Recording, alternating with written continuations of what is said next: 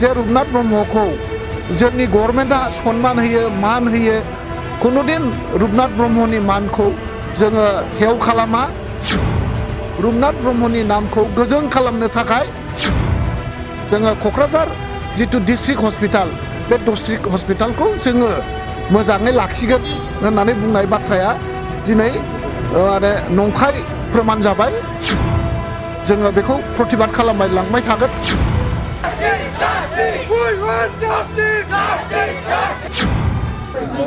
क'क्राझार सचेतन मंच सचेतन नागरिक मंचनि दारै आरएनबि सिभिल हस्पिटालखौ Kokrajhar medical college and hospital जों मार्चआप खालामनायनि प्रतिबादाव माने गोख्रों सोमावसारनाया जागासिनो दं दिनैनि दिनाव आंबो बिथांमोनजों बाहागो लाफैनो हादों आरो बाहागो लाफैनानै जों बेखौनो फोरमायनो सानदों जे जितु क'क्राझार आरएनबि सिभिल हस्पिटाल बे सिभिल हस्पिटाला जाहैबाय क'क्राझार डिस्ट्रिक्टनि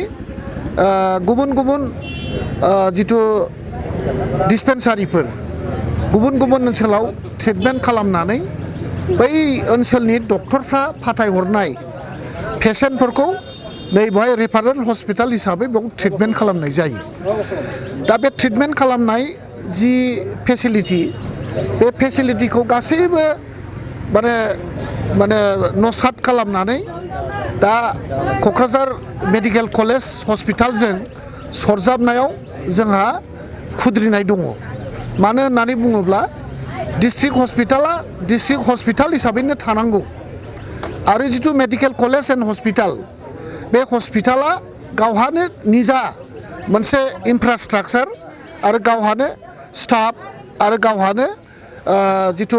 ट्रिटमेन्ट खालामनायनि जितु माने आगजुफोर बेहा गावहानो थाखानांगौ आरो डिस्ट्रिक्ट हस्पिटालनि गासैबो डक्टर स्टाफ आरो मेडिकेल स्टाफफोरखौ लांजोबनानै जे दिनै आरएनबि सिभिल हस्पिटालखौ क्ल'ज डाउन खालामनो नागिरनायाव जोंहा खुद्रिनाय दङ दा नंखायनो मेडिकेल हस्पिटाला आलदायै थाथों आरो क'क्राझार आरएनबि सिभिल हस्पिटाला स्टेटासखौ मेनटेन खालामनानै एसे डिस्ट्रिक्ट रेफारेल हस्पिटाल हिसाबै थाथों बे जाहैबाय जोंनि नागरिकफोरनि दाबि आरो बे क'क्राझार ओनसोलनि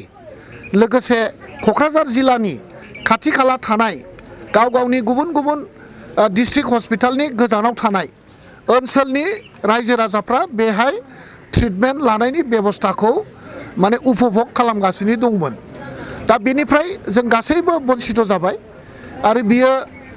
जोङो बेखौ प्रतिबाद खालामबोबाय थादों बिटिसिनि एसेम्ब्लियावबो जों एमसिएलए हिसाबै अपोजिसन हिसाबै जोङो प्रतिबाद खालामबोदों आरो बे एसेम्ब्लियाव बिटिसि गभर्नमेन्टनि चिफ डिपुटि चिफ आरो मेडिकेल डिपार्टमेन्टनि इएम जितु हेल्थ डिपार्टमेन्टनि इएम बिथांमोना जोंनो बारे बारे खोथा होदोंमोन जे क'क्राझार डिस्ट्रिक्ट सिभिल हस्पिटाला जेरै दं एरैनो थागोन आरो जों बेखौ मोजाङैनो सालायगोन आरो हस्पिटाल हिसाबै जों बेखौ लाखिबाय थागोन होननानै जि बुंनाय बाथ्रा बे बुंनाय बाथ्राया दिनै नंखाय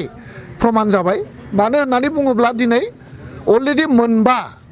डिपार्टमेन्टआ थांबाय बिनि अपारेशन थियेटार जितु अपारेशननि इकुइपमेन्ट्स बे गासिबो लांजोब्बाय दा बेवहाय गायनि डिपार्टमेन्ट दङ दा गायनि डिपार्टमेन्ट दं हिसाबै पेडियाट्रिक्स डिपार्टमेन्टआ दा दं मेडिसिन माने डिपार्टमेन्टआ दङ जेला नोङो गायनि डिपार्टमेन्ट सिजारिन खालामनायनि बेबस्थाया हस्पिटालाव जागोन बे गासैबो डिपार्टमेन्टआ थांगोन अब्ला बेवहाय मोनसे डिपार्टमेन्टआ थाला अब्ला नैबे रुपनाथ ब्रह्मनि मुङाव जितु गायसननाय जितु हस्पिटाल बे हस्पिटाला बहा थागोन दा बिथांमोना जोंनो आरो मोनसे खोथा होबावदोंमोन जे रुपनाथ ब्रह्मखौ जोंनि गभर्नमेन्टआ सन्मान होयो मान होयो कुनुदिन रुपनाथ ब्रह्मनि मानखौ जोङो हेव खालामा रुपनाथ ब्रह्मनि नामखौ गोजों खालामनो थाखाय जोङो क'क्राझार जितु डिस्ट्रिक्ट हस्पिटाल बे डिस्ट्रिक्ट हस्पिटालखौ जोङो मोजाङै लाखिगोन होननानै बुंनाय बाथ्राया दिनै आरो नंखाय प्रमान जाबाय आरो दा जोङो बेखौ प्रतिबाद खालामबाय लांबाय थागोन आरो जोङो बाखि जितु डिपार्टमेन्ट बेनिफ्राय ट्रेन्सफार खालामलांबाय माखासे डिपार्टमेन्टखौ लाबोफिननानै डिस्ट्रिक्ट हस्पिटालखौ आगोलनि बादि हस्पिटाल हिसाबै जाहाथे जोङो आरो बे हस्पिटालखौ रायजो राजाफ्रा मोनफुंनो हायो बिनि थाखाय जोंनि जिथुनाखि बिटिसि गभर्नमेन्टनि जिथु प्रिन्सिपाल सेक्रेटारि आरो हेल्थ एन्ड फेमिलि वेलफेयार डिपार्टमेन्टनि जिथुनाखि डिरेक्टर काउन्सिल हेड अफ द डिपार्टमेन्ट आरो जइन्ट सेक्रेटारि बिथांमोनजों जोङो सावरायगोन आरो सावरायनानै बा बिथांमोननि जिथु मावनाय जिथु दा शिफ्टिं खालामनायनि हाबाफारि बे हाबाफारियाव जोङो अरायबो प्रतिबाद खालामनानै थांगोन आरो जोङो नांगौ जायोब्ला बे हस्पिटालखौ रैखा खालामनायनि थाखाय दिनै बयबो माने जोंनि क'क्राझारनि राजा लामायाव ओंखारनायनि जि मोनसे सिद्धान्त लानो नागिरदों बेवहाय जोङो सचेतन नागरिक हिसाबै बे ओनसोलनि